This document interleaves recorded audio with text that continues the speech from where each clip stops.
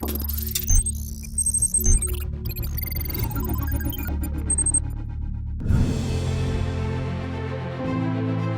Hyundai Santro nameplate holds a huge place in the hearts of many Indian buyers. The car was brought back to the Indian market with much fanfare at the end of 2018 in its second generation to replace the Eon.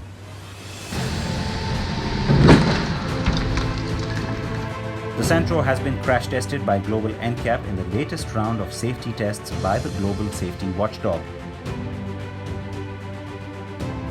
It has scored 2 stars for adult and child protection. The Santro was crashed as per the Global NCAP protocol at 64 km/h in a frontal offset test. The car does not get dual front airbags as standard and only the driver airbag is. Besides potential injuries sustained by the crash test dummies, the car's body structure and footwell area were also rated as unstable. The Santro's rear seat does not offer ISOFIX child seat mounts, and that impacted its score, as did the lack of a 3-point seat belt for the middle occupant.